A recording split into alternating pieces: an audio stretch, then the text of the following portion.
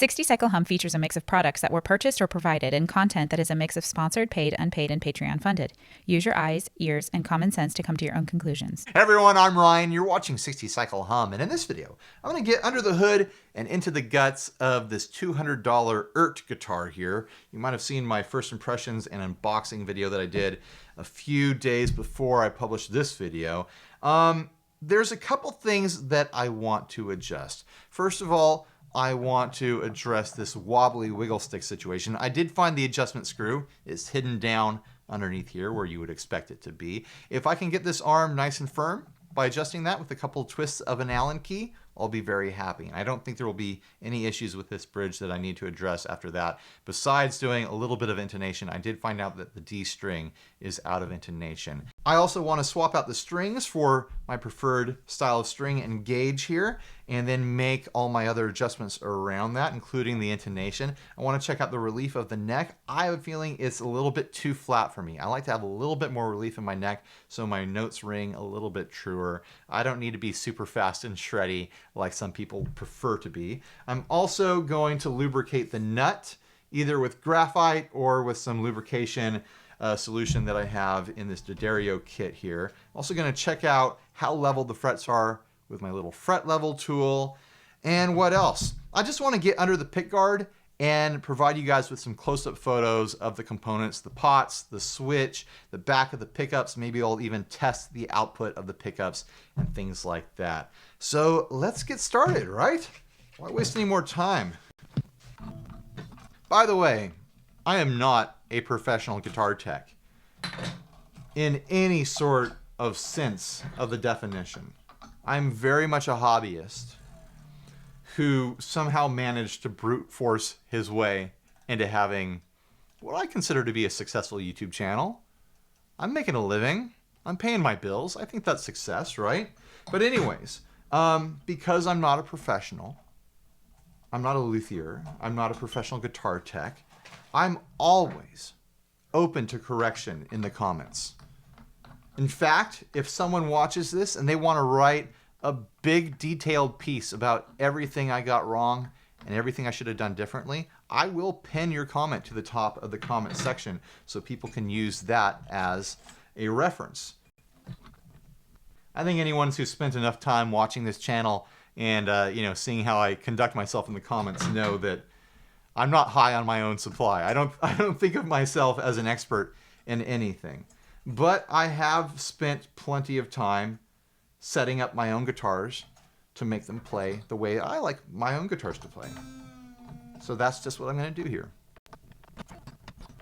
Now, one of the videos I watched where another channel was covering this brand was saying that it was very difficult to get many of the strings out of the bridge. I've had that issue with other, affordable guitars over the years, so that's not a huge surprise. The ball ends can get stuck in a Strat style bridge, but we'll see if I have that same issue. No, feels like they're all coming out just fine. The last one's just hung up on the plate back here, which I wanted to take off anyways. I'll probably need to adjust the springs after I swap the strings out. I typically like to leave the back guard off of all my Strat style bridged guitars, just so I have quick access to the adjustment. Actually a very clean route in the back here. I'm honestly a bit surprised how clean that is. I'm used to seeing lots of loose wood burrs and stuff like that in the hidden area down in here, and lots of weird finishing issues that happen in these, but it actually looks really clean and really well done. 4 springs in there, which I think is interesting. Usually the default is 3. The included strings have the same color code as D'Addario strings, so I wonder if they are using D'Addario strings in these guitars. All right, let's take a look under the hood before I start putting new strings on there and making my adjustments. This will also be a good opportunity for me to take the protective film off the pickguard. Maybe I should swap out these knobs that look cheap too. Wouldn't it be funny if this ends up being a guitar that I really like? I don't dislike it, I'll say that. I was trying my best to be as fair and neutral towards it as I could be when I was doing my unboxing, just because, you know, the core concept of that video was focusing on how overexcited so many channels have been on this brand. So I wanted to be more pulled back and interject less like emotional response to this guitar, because I think that's what there was, you know, a bit too much of on YouTube. But I will say, for $200, it is a really decent guitar. Like, my first impressions are strong. Wow, the pickguard is really wedged underneath the neck there. Again, very clean route. A little bit of dust and extra solder in there, but I've seen routing on cheap guitars. It's hilariously bad. Just hilariously sloppy. Like, this is a very clean job as far as the wood goes. 250K pots. They're full size. They're alpha pots.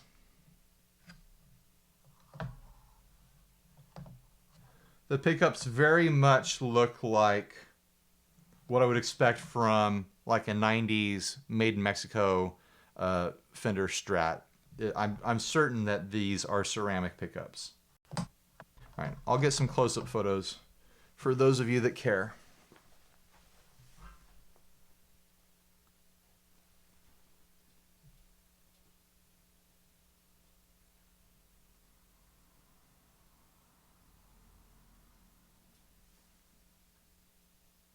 There's a sticker on the back that claims that these pickups were designed in St. Louis. I mean, it's possible. Getting a 5.2 from the neck, 5.2 or 3 from the middle. I have a feeling they're all going to be the same, right? 5.5 from the bridge. So yeah, they're all within a reasonable range of each other. There's no, you know, mixing and matching of different outputs from these pickups. Pretty standard output for a Strat style single coil. Oh, let's take off some of this stuff. I wish I had one of those Stu Mac tools for pulling knobs.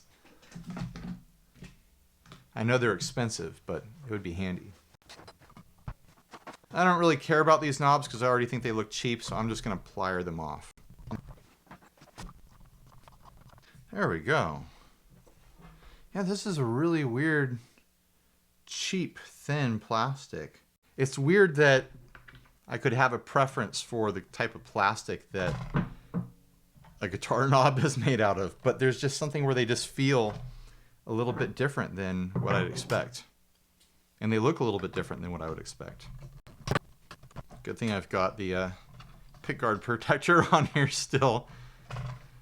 I'm scraping it up pretty good, pulling these off. Once you take the protective film off the pickguard, you own that guitar. It's over. It's yours now. You know what? I thought it was the knobs rubbing on the pickguard in my initial unboxing video, but these pots do make a scraping sound.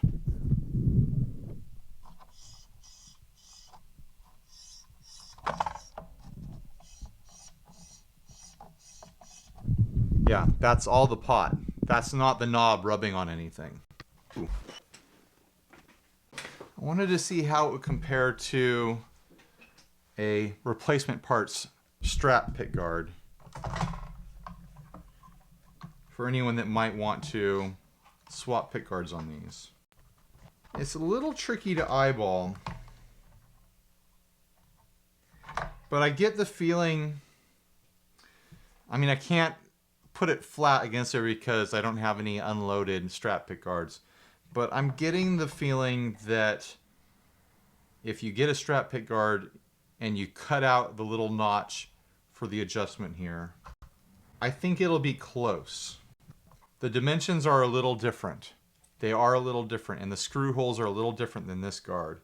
Like this, where this meets the neck here is more pulled back, where the strap one would come out farther. So I don't think there's any direct replacements for the pickguard on the market, but you might be able to fudge it. You might be able to fudge it. It would be a risk. You'd be risking throwing, you know, whatever money you spend on a pickguard at this guitar, not knowing if it would fit. But if you already have a pickguard around, you could always try it, right?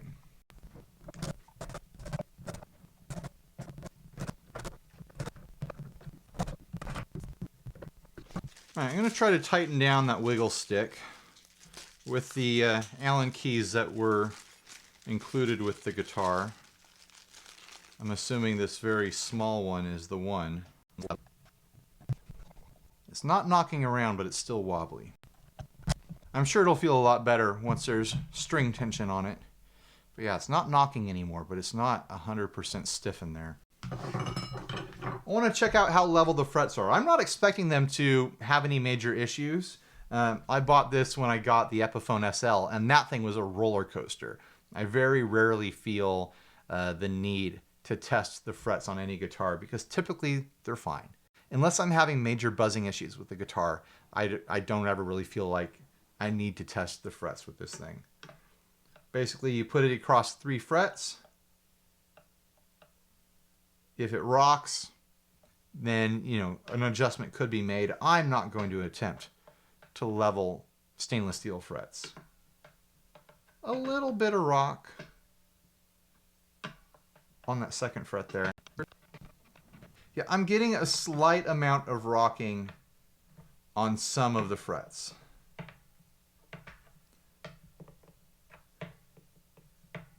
Nothing that would be a major concern to me. Of course, I'm not a shredder or anything like that. If you need to have your frets perfectly level, you're probably not buying a $200 guitar anyways, right? Yeah, if the little bit of rocking I found is so slight, so slight, I have a feeling it's not going to be an issue at all when I dial in this neck. Strings. I like to use these coated D'Addario XTs, mostly because I leave my guitars out all the time because they're on display on my video set.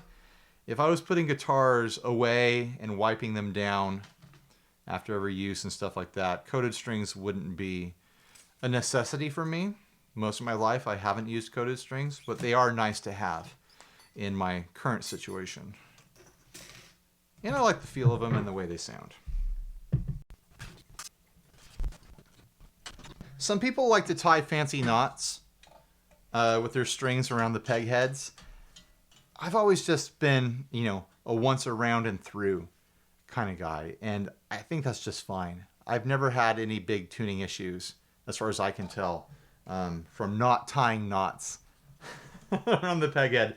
Actually, I used to go to a guitar tech that after he would do work on my guitars, he would restring them, and he would do these ridiculous knots that he, you know, had this theory would prevent slippage and stuff like that for tuning stability. But man, it made it impossible to do my own string changes.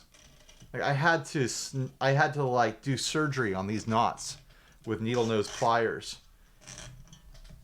to get the strings off.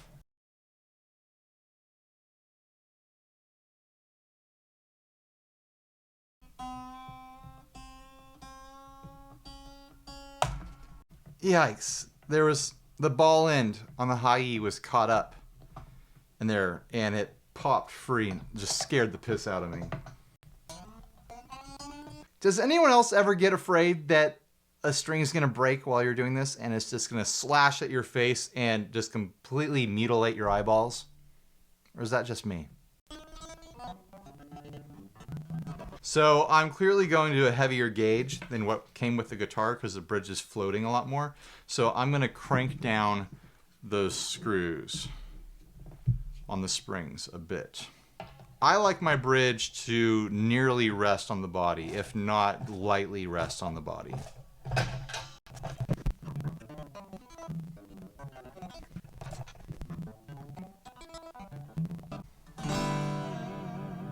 Yeah, that feels good. That arm does feel firmer now too. It feels a lot better. It's not knocking around, but I can tell it's flexing around in there a little bit, but it's acceptable. I probably wouldn't have noticed it. And it's totally firm now. It's not going to flop around on me. Now I'm going to check the relief of the neck. I don't do this in any sort of official like measurement sort of way. There is like a little fun ruler that comes with my D'Addario kit here that I could learn how to use that would allow me to make measurements all over the place on this, the pickups, the strings, the frets, whatnot. I have a very basic way of checking the relief of the neck to get it to my own personal preference. All I do is I hold down the string at the 12th fret and then I pluck it on the other side. If it's ridiculously high, about in the midpoint here, I know that I need to flatten the neck out with the truss. If it's really low and rattling, I know that I need to increase the relief of the neck to get it floating above the frets a little bit. This low E seems to be just fine. It's on the fast side, but it is ringing true. I'm getting a buzz on the A.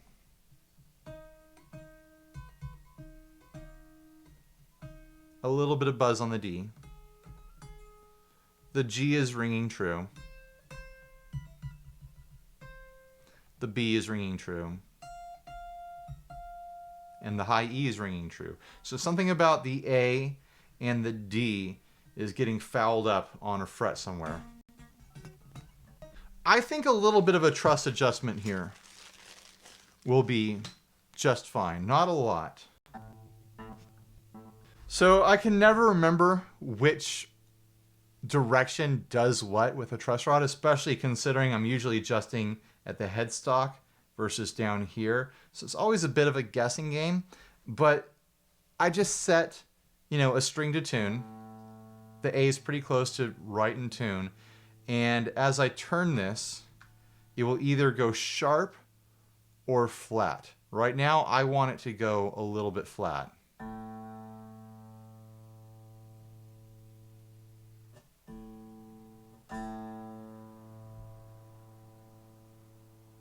That direction is moving it sharp, which means I need to go the other direction.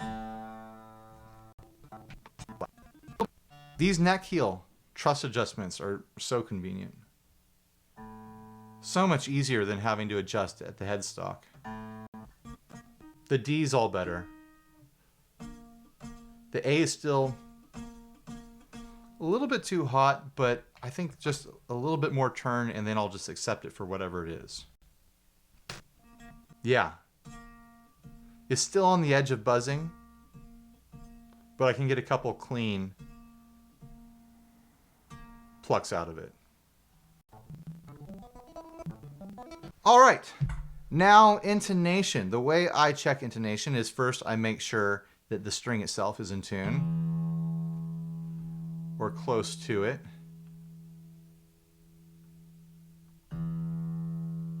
These Peterson strobo stomps are so sensitive. It can make you think you're out of tune when honestly you're in an acceptable range most of the time. Yeah, I think that's good. Then all I do is I hold my finger at the 12th fret for the high octave. It's a little bit sharp on the E. Not enough that I'm worried about adjusting it at the moment. Okay.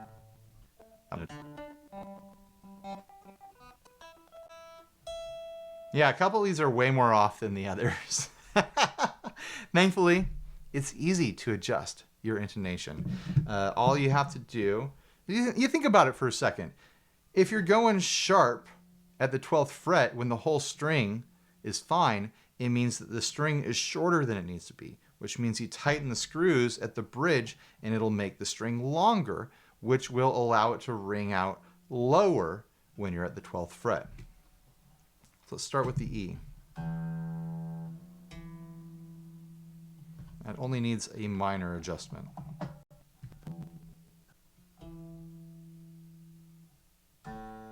I think the E is fine. I think I got it close enough just now.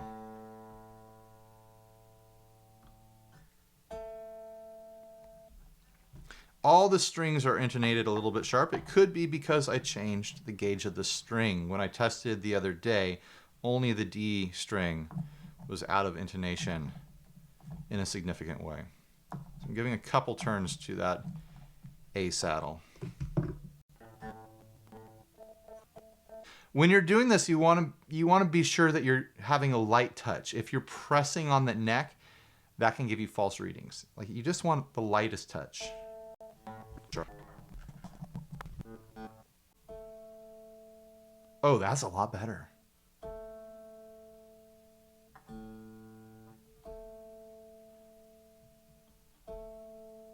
It's drifting a little bit, but it's within reason, I think.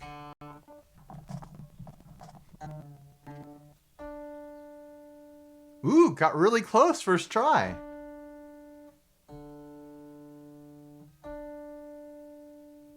Not bad, not bad. I'm fine with that. This is the sort of thing that could drive a perfectionist insane, because you have to accept a certain amount of variance. You're never going to get it completely perfect. And then even if you do, the way you play is going to change, your intonation across the fretboard, whether you're bending or holding a string down really hard or lighter than you normally would. Everything can change the pitch a little bit.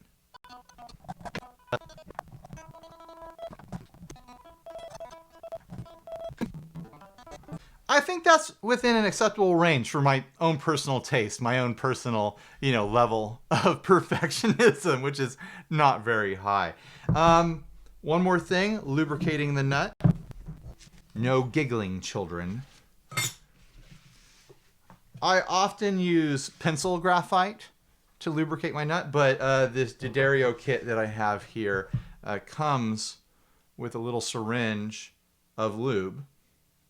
And I've tried this and it works pretty good. So I think I'm going to do that this time. I'm assuming it's similar to that Big Ben's nut sauce that is commercially available. Just the slightest little bit. I want the opinion of the guitar techs in the audience. Is a lubrication like this the way to go, or do you prefer a graphite solution? Or do you have some other creative solution you like to use to lubricate your nut? Again, children, please stop giggling. This is serious business. I was getting pinging and tinging from the nut before when I would dive bomb. I'm not hearing any right now. The lube seems to be doing its job. All right, let's set up my pedal board and turn on my amps and see how I like this guitar now that I've set it up. I forgot to put knobs on it. Should I do that first? Yeah, let's find some knobs for the guitar. I don't want it to be naked. With all this knob and nut talk, all the teenage boys at heart in the audience, I'm sure just having a blast right now. You're just giggling yourself to death. A lot of the Strat knobs I have around are old and dirty and really wouldn't fit this guitar.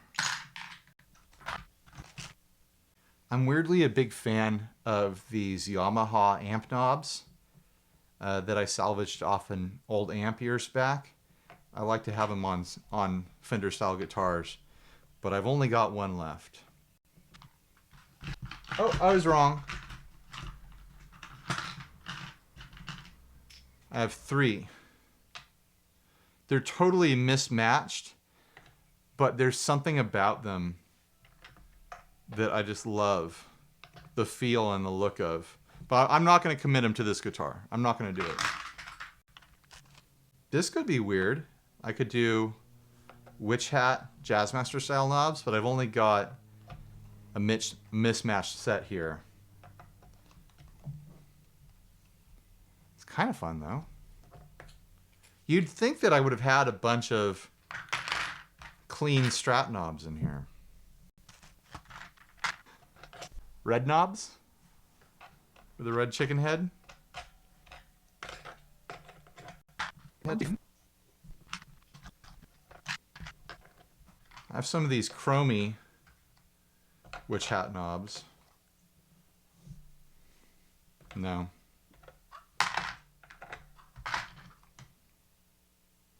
Simple chrome knobs like that I think would work with this guitar.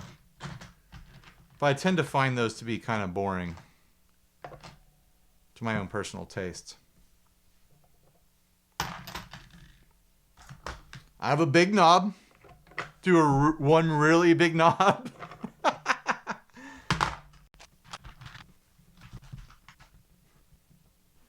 All right, this is going to be silly, but I have these little chicken head knobs that are push-ons. And I think they're actually kind of cute for this. Maybe I'll hate them later, but for the time being, I kind of like that. Knobs are not expensive. If I wanted a set of proper white Strat knobs, it would not be hard for me to get them.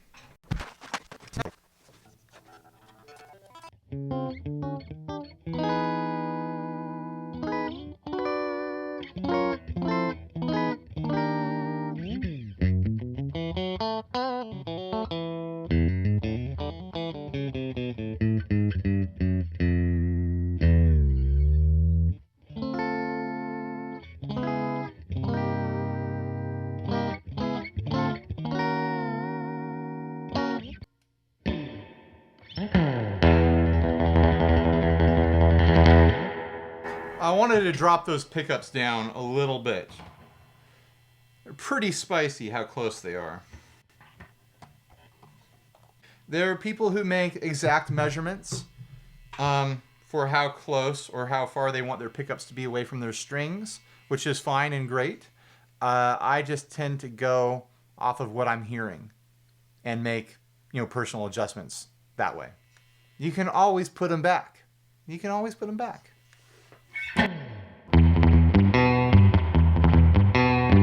Yeah, that's a lot better. It's not giving me this big hard pop when I palm mute on the low string. It's giving me the regular pop that I'm used to.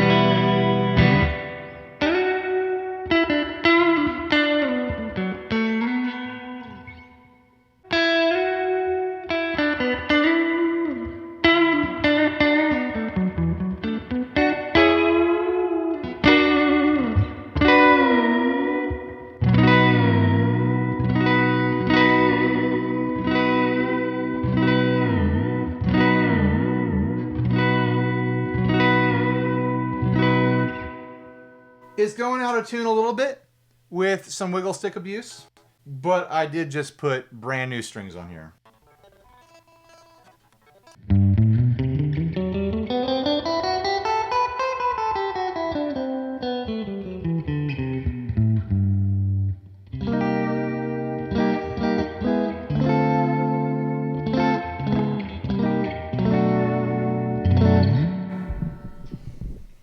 I mean, generally, with a Strat style tremolo, if you're doing something more than light fluttery things, you can expect to go out of tune fairly often. Like if you're doing dive bombs without a Floyd Rose, it's gonna happen, no matter how great the guitar is set up. Sometimes guitars handle dive bombs great, which is awesome, but still, it's pretty normal.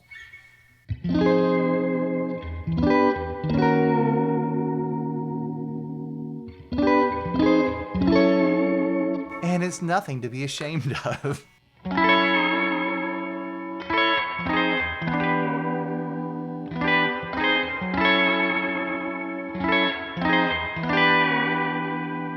Yeah, it seems to be handling the light stuff fairly well.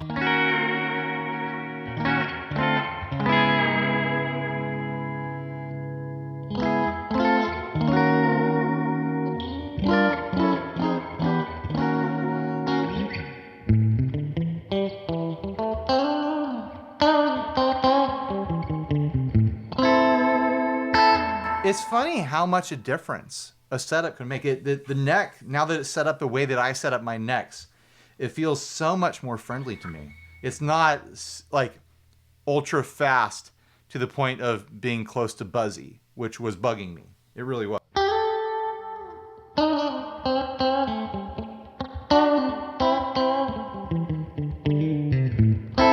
It still has that very flat and wide kind of like Ibanez flavor to this neck. There was a lot of comments on my initial video of this of people asking, how does it compare to a Squier? How does it compare to, you know, other like Fender style budget guitars?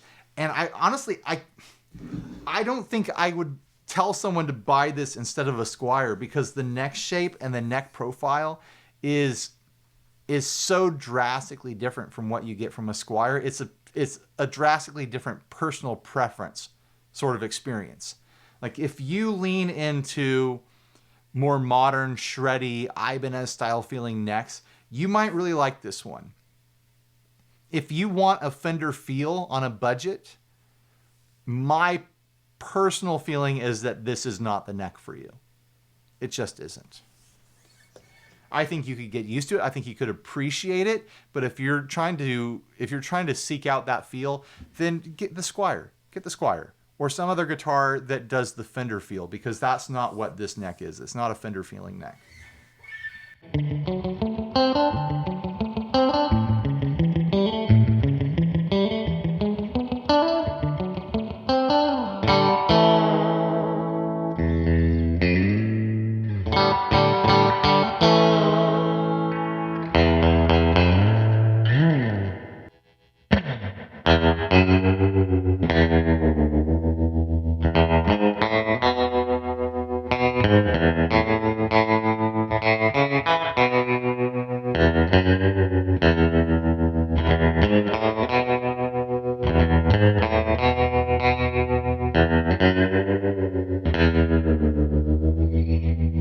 Ceramic pickups or not, I think they have a fun character to them. They have a fun twang there.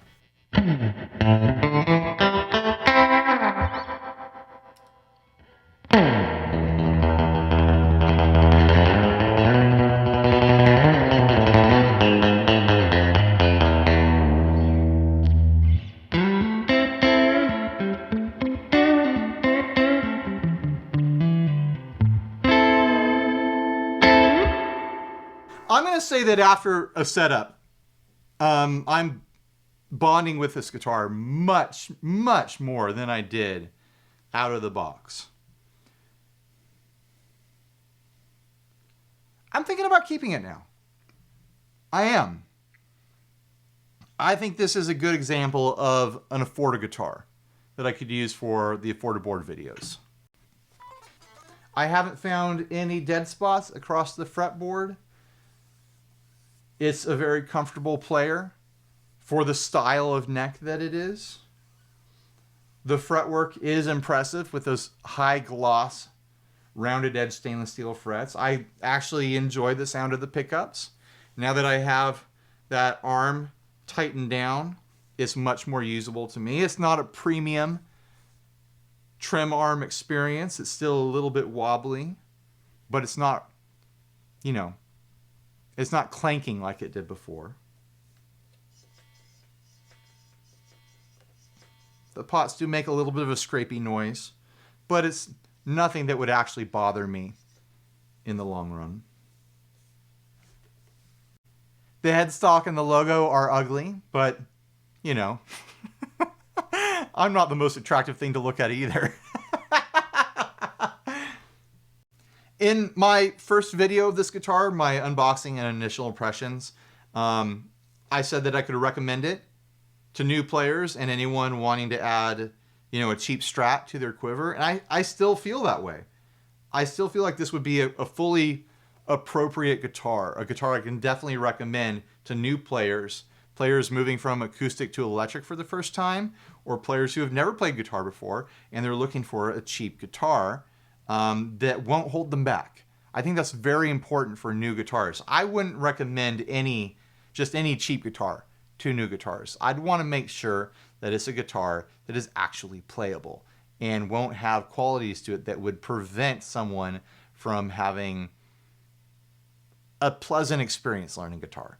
I'll say that. And what I've experienced with this is it totally fits the bill. Yeah, I would totally recommend this to, you know, someone starting out. I think it's pretty decent for anyone just wanting to add a cheap Strat to their quiver. You just want Strat sounds, but you don't want to spend a bunch of money, or you want a cheap Strat that's more of like a higher performance sort of feel in the neck territory. Something that's like a mod platform. I think this could be a very fun mod platform. Like I said earlier, I'm not 100% sure the Pickguard is compatible with standard Strat pickguards. You might have to do some modification to make it make sense. You definitely will have to cut out a little slot for the truss adjustment there. I will say that every single person out there, if I can do it, you can do it. Every single person out there playing electric guitar should learn the very basics of setting up their own guitar. Intonation, action, truss adjustments, you can do all of that. You do not need to take it to anyone. There's nothing wrong with going to a tech and having them doing a very professional job, doing a very, you know, tight and precise setup job on your guitars if you want to, but you should understand and you should dip your toes into the very basics of setting up a guitar. Like I said, if I can do it, you definitely can, because I'm an idiot. And I'm extremely sloppy with almost everything that I work on. All right, I'm going to play some more. Thanks for watching. Please like, subscribe, dislike, leave me a rude and nasty comment. Support us on Patreon. Click the links if I have any, and stay grounded. Bye, everybody.